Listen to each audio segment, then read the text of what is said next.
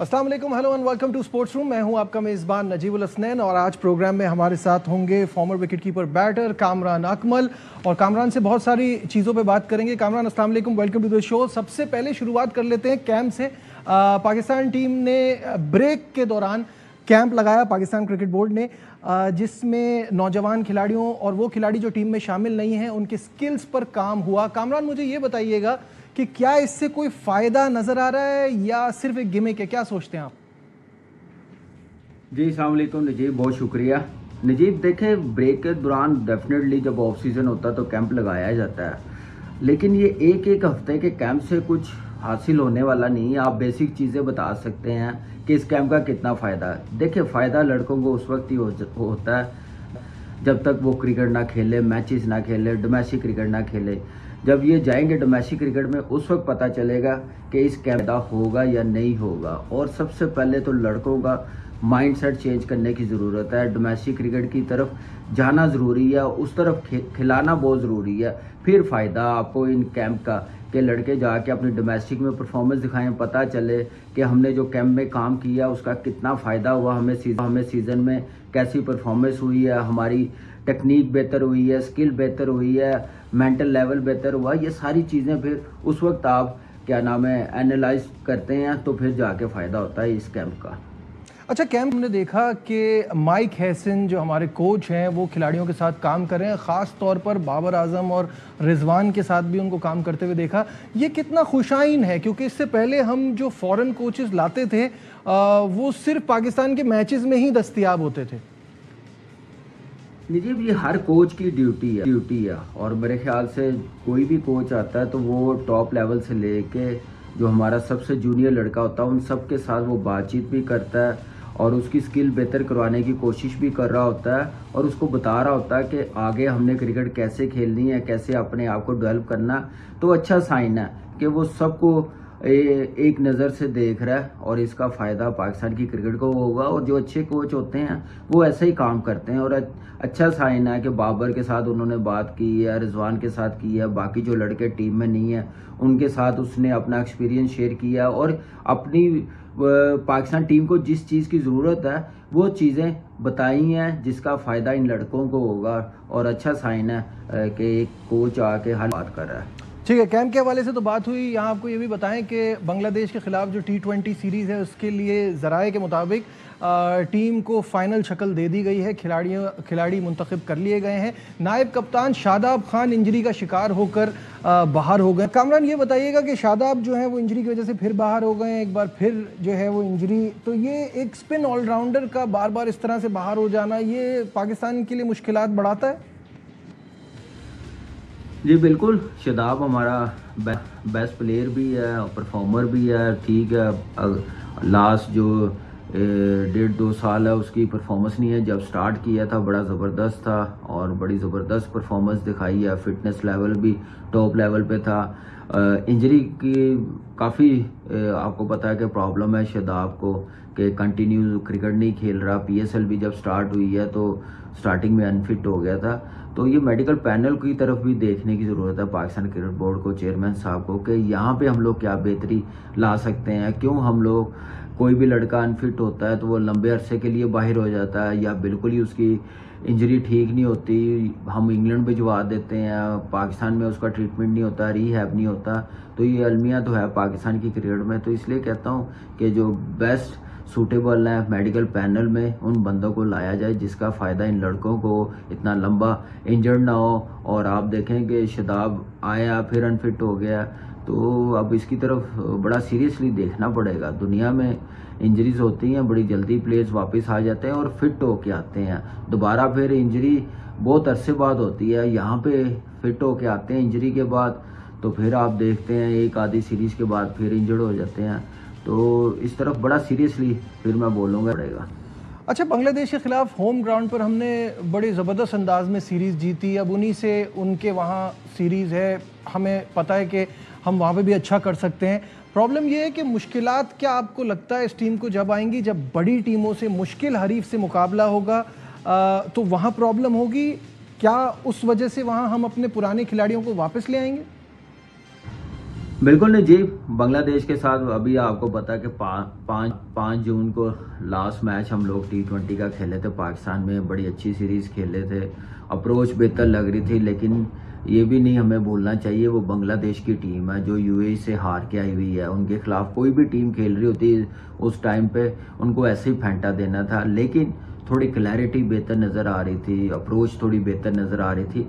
अब देखते हैं कि जब कोई बड़ी टीम आएगी उस वक्त पाकिस्तान टीम किस शेप में है, किस अप्रोच के साथ खेलते हैं, तो इसी अप्रोच के साथ कंटिन्यू खेलना पड़ेगा। ये साल हमारे पास, मैं बार बार कहता हूँ, ये चांस है कि हम लोग अपनी क्रिकेट चेंज कर सकते हैं, हम अपनी टीम बना सकते हैं, बैकअप प्लेयर्स बना सकते हैं। जब कोई बड़ी टीम आएगी तो उसका फ़ायदा होगा। और बांग्लादेश के साथ अभी सीरीज़ है, सीनियर प्लेयर्स हैं, अभी देखें वो हमारे सीनियर प्लेयर्स हैं, काफ़ी अरसे से खेलते हुए आ रहे हैं। तो इसलिए ये साल कोई बड़ी टीम के साथ सीरीज़ नहीं है। तो मेरे ख्याल से जब कोई बड़ी टीमें आएंगी उस वक्त definitely selection committee, Pakistan cricket board इनके मुतालिक सोचेगा और इनसे डिमांड करेगा आप खेलें, आके हमें सीरीज़ जितवाएं। यही पॉलिसी होनी चाहिए, क्योंकि अब हमने सिस्टम भी स्ट्रॉन्ग करना है, मेरिट को भी प्रोसेस के साथ लाना टीम में, और अपने बैकअप प्लेयर्स भी बनाने हैं। कामरान, जैसे कि आप जानते हैं पाकिस्तान और भारत के बीच जो कशीदगी रही उसके बाद तो ऐसा लग रहा था कि एशिया कप अब पॉसिबल नहीं हो पाएगा।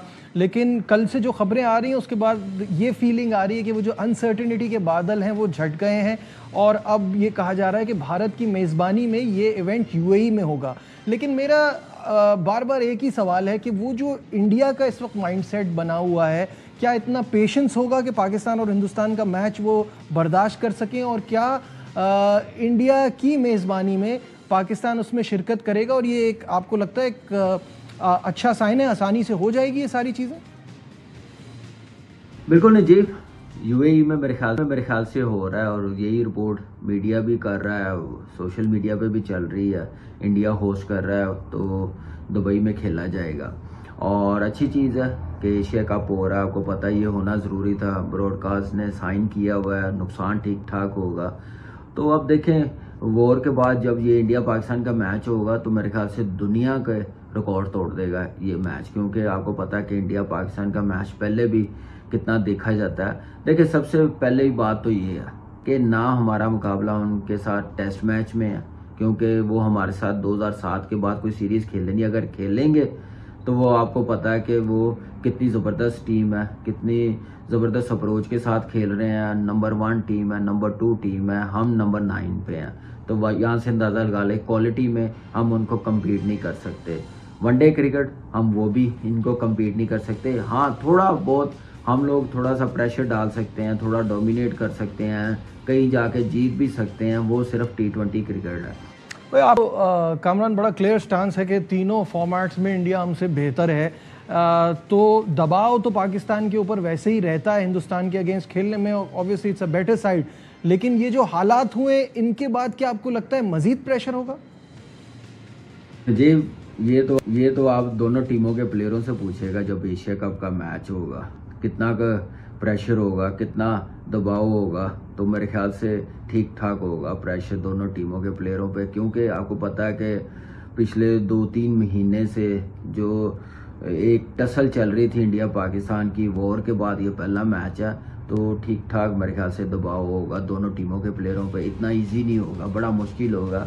आप कहीं थोड़ा सा एज दे सकते हैं इंडियन टीम को, क्योंकि उनका एक सिस्टम स्ट्रॉन्ग है, टीम बनी हुई है, तो उन पे प्रेशर नहीं होगा। हमारे पे थोड़ा सा होगा। हमने टीम बनाई है, अभी उनकी तो टीम सेटल है, हमारा नया कप्तान है, नए लड़के हैं, तो उतने फिर मैं बोलूँगा कि हमें शायद थोड़ा सा अच्छा हमारे लिए कि टाइम मिल गया, हम अपनी टीम बना सकते हैं, क्लैरिटी आ सकती है, नया कोच है, तो ये हम टफ टाइम दे सकते हैं। और प्रेशर सिर्फ हमारे पे नहीं, दोनों टीमों पे होगा।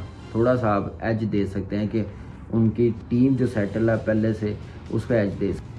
ठीक है, अभी हमने ज़्यादातर बात वाइट बॉल क्रिकेट के हवाले से की है। यहाँ एक ब्रेक लेते हैं, ब्रेक से वापस आएंगे और अपनी रेड बॉल क्रिकेट के हवाले से बात होगी। टेस्ट में हमारा क्या चल रहा है, आगे हमारा साइकिल जो है उसको रिलेटिवली आसान कहा जा रहा है, लेकिन क्या हम उसके लिए तैयार हैं? On the other side of this break, कहीं मत जाइएगा, विल बी राइट बैक।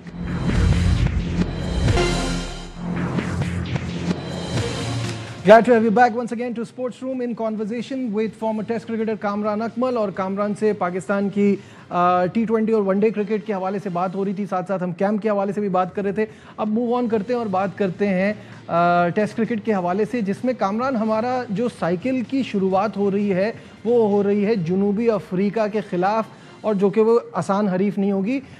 उन्होंने वर्ल्ड टेस्ट चैम्पियनशिप का फाइनल भी जीता। उनकी कारकर्दगी को पहले कैसा देखते हैं ये बताइएगा। अनबिलीवेबल परफॉर्मेंस नजीब, और टैम्बा की जितनी तारीफ़ करें उतनी कम है। कि आप देखें कि वर्ल्ड टेस्ट चैम्पियनशिप का फाइनल जीतना, खेलना, कोई टेस्ट मैच नहीं हारना, एक टेस्ट मैच सिर्फ ड्रॉ किया, 10 मैच वो ऑलमोस्ट 9 के 10 मैच वो जीत गया, 7 चैम्पियन भी बनाया। बड़ी अचीवमेंट है। एक चौक करना जो उन पर टैग लगा हुआ था वो मेरे ख्याल से अब कहीं ना कहीं ख़त्म हो गया, जो ये टेस्ट चैम्पियनशिप उन्होंने जीती है। ठीक है, अभी वाइट बॉल क्रिकेट में वो बड़े बुरे तरीके से T20 फाइनल हारे हैं जहाँ पे उनको जीतना चाहिए था, लेकिन आप देखें कि अगले ही टूर्नामेंट में सेमीफाइनल चैम्पियंस ट्रॉफी का वो खेल रहे हैं। वो थोड़ा सा मैं बोलूँगा वेरी अनफेयर कि वो दुबई जा रहे हैं, लाहौर आ रहे हैं, उसकी वजह से वो प्लेयर्स काफ़ी मेंटली अपसेट हो जाते हैं और फोकस नहीं रहता। वो एक मार्जिन देना चाहिए, लेकिन मुझे एक सेटल टीम लग रही है और बड़ी जल्दी इन्होंने अपनी टीम बना ली है। और अच्छा साइन है साउथ अफ्रीका की क्रिकेट के लिए कि ऑस्ट्रेलिया जैसी टीम से वो चैम्पियन बने हैं और कमाल की परफॉर्मेंस दिखाई, जहाँ पे 138 पे आउट होने के बाद वो टेस्ट मैच जीत गए हैं, वर्ल्ड टेस्ट चैम्पियनशिप का चैंपियन हैं। जी, उन्होंने तो कमाल की परफॉर्मेंस दिखाई है। हमने पिछले सीज़न में आखिरी फिनिश किया है और तैयारियां हमारी ये हैं कि हमने अपने असिस्टेंट कोच अज़हर महमूद को हेड कोच मुकर्रर कर दिया है।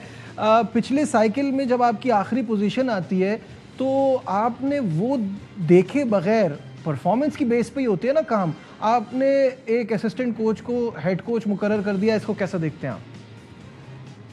जी बिल्कुल ऐसे ही है। और अब मेरे ख्याल से कोई ऑप्शन नहीं होगी, कोई दूसरा बाहर से कोच नहीं ला सकेंगे, क्योंकि 1 साल टीम के साथ वो बॉलिंग कोच रहे हैं, असिस्टेंट कोच रहे हैं, तो क्यों ना उनको मौका दिया जाए। सारे कल्चर का भी पता है। फिर आपको पता है कि पाकिस्तान सुपर लीग में भी इस्लामाबाद के मेरे ख्याल से हेड कोच रहे हैं, तो एक चांस मिला है। और अच्छा इतने बाहर से कोच लाने के लिए कोई एफर्ट नहीं करनी पड़ी, मीटिंगें नहीं करनी पड़ी, बुलाया नहीं गया, तो एक घर पे है तो एक चांस दे दें इनको भी और देखते हैं कि रिज़ल्ट क्या होते हैं। और देखिए पाकिस्तान क्रिकेट बोर्ड आपको पता है कि ऐसे ही चल रहा है, पिछले 6-7 साल से एक्सपेरिमेंट पे एक्सपेरिमेंट कर रहे हैं। एक और कर लेंगे, कोई मसला नहीं है, और अच्छी अपॉर्चुनिटी है अज़हर महमूद के लिए कि वो अच्छा डिलीवर करें। मौका मिला है, टीम खड़ी करें, जो पहली सीरीज़ साउथ अफ्रीका के साथ जीतें, शायद वो जीतेंगे तो फिर लंबा ही लेके चलेंगे, और लंबा जाना भी चाहिए। अगर अच्छी परफॉर्मेंस टीम करती है, जीतती है,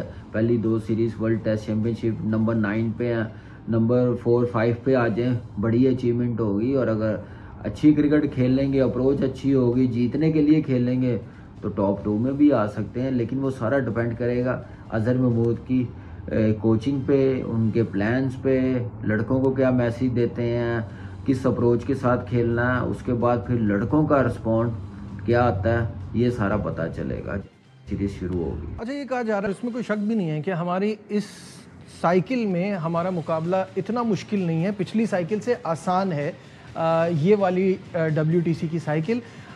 मैं ये सोचता हूँ कि पाकिस्तान को टॉप 4-5 में फिनिश करना चाहिए, बट बाज़ लोग तो ये भी मान रहे हैं कि हम फाइनल खेल सकते हैं। क्या आप इससे अग्री करते हैं? जी बिल्कुल लास्ट सीरीज़ भी मेरे ख्याल से जो टेस्ट चैम्पियनशिप थी वो भी बड़ी आसान थी हमारे लिए, लेकिन हमारी अपनी गलती है, हमारी अपनी जो अप्रोच थी वो सबके सामने थी, जिसकी वजह से हम लोग एक्सपोज हुए हैं, जीत नहीं सके। तो इससे अच्छा मौका तो नहीं हो सकता था पाकिस्तान की क्रिकेट के लिए। जो साउथ अफ्रीका चैम्पियन बना वो हमारे लिए बेस्ट मौका था, लेकिन अभी फिर मौका मिला। इंडिया वैसे हमारे साथ नहीं खेलता, ऑस्ट्रेलिया इस टेस्ट चैम्पियनशिप में हम उनके साथ खेल नहीं रहे, तो और क्या मौका मिले। तो 13 टेस्ट मैच हैं, जीते 9-10 टेस्ट मैच, 11 टेस्ट मैच जिनके साथ है। सिर्फ एक सीरीज़ मुझे लग रहा है टफ है, जो इंग्लैंड में जाके 3 टेस्ट मैच खेलने हैं। बाकी तो हम लोग जो न्यूजीलैंड है वो हम लोग पाकिस्तान में खेल रहे हैं, साउथ अफ्रीका के साथ पाकिस्तान में खेल रहे हैं।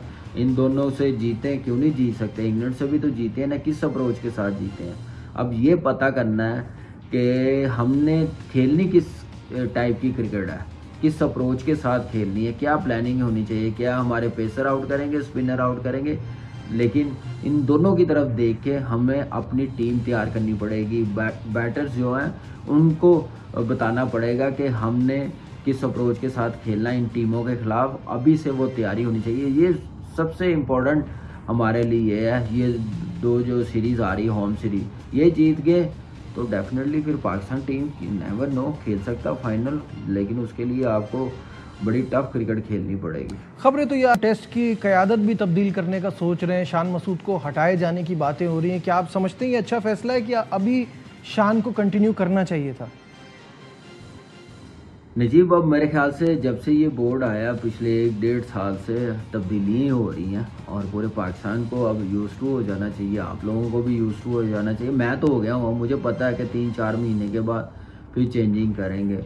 अब कप्तानी भी चेंज कर देंगे तो क्या फ़र्क पड़ जाएगा। आप देखें अभी वनडे टीम का कप्तान भी चेंज करने की काफ़ी बात की जा रही है कि वो भी चेंज करेंगे। आप देख लें 4 महीने 3 महीने ज़्यादा चलने दे रहे हैं हर किसी को, तो इसका फ़ायदा नुकसान ही होगा। तो जहाँ तक शान की बात है, जैसे कोच आपने अनाउंस कर दी है तो साथ कप्तान भी अनाउंस कर देना चाहिए था, चाहे वो आप शान को रखें। मेरी नज़र में जब आपने सवाल किया, मैं चाहूँगा कि शान को एक मौका और देना चाहिए, एक सीरीज़ और देनी चाहिए। देखिए उसकी अपनी पर्सनल परफॉर्मेंस तो है ना, उसने अपनी पर्सनल परफॉर्मेंस दिखाई है, टीम की ठीक है अच्छी परफॉर्मेंस नहीं है, तो उसका कसूर कप्तान को आप थोड़ी दे सकते हैं। चाहे वो आप देखें कि चलें आप कप्तान को ब्लेम देना है तो फिर आप दें कि उसने टीम अच्छी सेलेक्ट नहीं की, क्योंकि वो कप्तान के हाथ में ही नहीं थी। जो टीमें बन रही थी, जो सिलेक्ट की जा रही थी, आपको पता है कि सिलेक्शन कमेटी को दी जा रही थी, वो तो चेंज नहीं हुई, तो कप्तान को किस बेस पे चेंज किया जाए। तो मेरा नहीं ख्याल कि कप्तान को चेंज करना चाहिए। ये जो नेक्स्ट सीरीज़ है साउथ अफ्रीका के साथ, वो ज़रूर देनी चाहिए, मौका देना चाहिए। नहीं अच्छी परफॉर्मेंस आती है, टीम नहीं जीतती, तो फिर मेरे ख्याल से चेंज कर देना चाहिए। ठीक है। अच्छा, बात कर रहे थे थोड़ी सी इंग्लैंड और भारत की टेस्ट सीरीज़ के हवाले से, जहां पहले टेस्ट में लीड्स टेस्ट में इंग्लैंड ने एक रिकॉर्ड रन चेस किया, बहुत ही शानदार परफॉर्मेंस रही। 4 दिन इंडिया ने डोमिनेट किया लेकिन वो जीत नहीं पाए। तो आपके मुताबिक ये कल से दूसरा टेस्ट मैच शुरू हो रहा है, क्या होने जा रहा है और नतीजा क्या आएगा इन 5 मैचेस की सीरीज़ का? एक बात तो है कि यार 2 बड़ी टीमें खेल रही हो ना, तो मज़ा तो आता है टेस्ट क्रिकेट देखने का।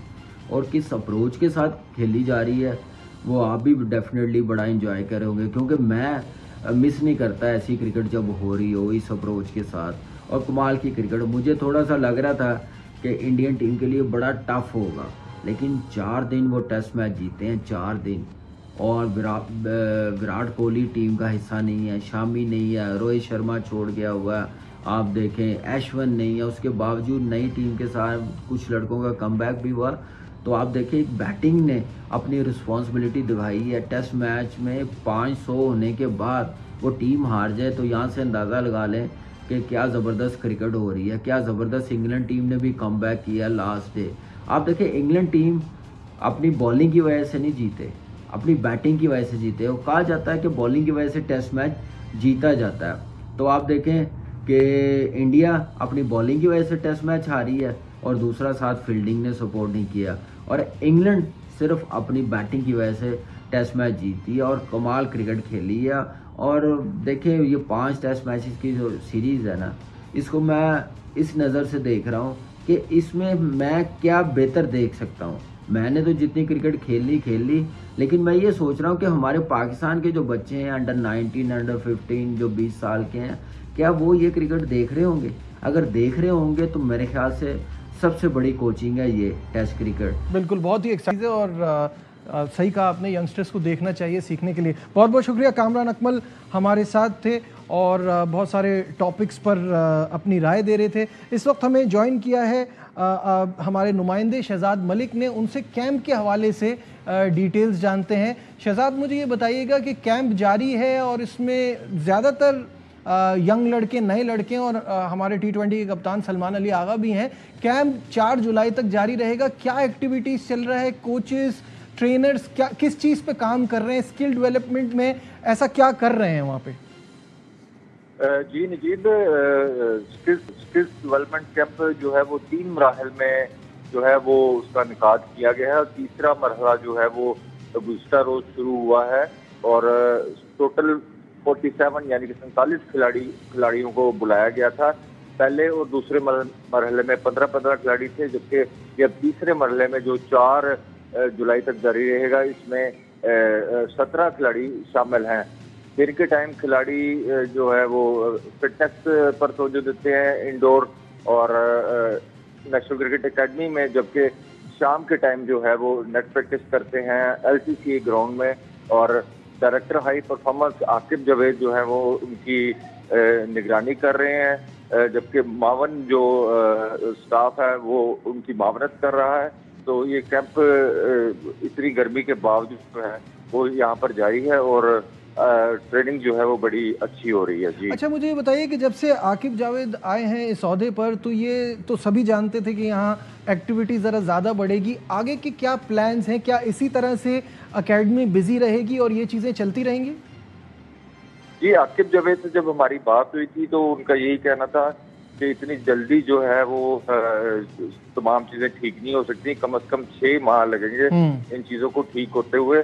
तो इस तरह के सिलसिले जो हैं वो जारी रहेंगे, क्योंकि एक अंडर 19 का कैंप मुल्तान में भी जारी है। तो इस तरह जो कैंप्स हैं वो मुनक्किद होते रहेंगे। ठीक है, बहुत बहुत शुक्रिया शहजाद मलिक, हमारे नुमाइंदे। कैंप के हवाले से अपडेट। 3 मरहलों में ये कैंप चलता रहा, 4 जुलाई तक ये आखिरी मरहला जारी रहेगा। आज के प्रोग्राम में बस इतना ही। दीजिए अपने मेज़बान नजीबुल हसनैन को इजाज़त। अपना बहुत ख्याल रखिए। अल्लाह हाफ़िज़।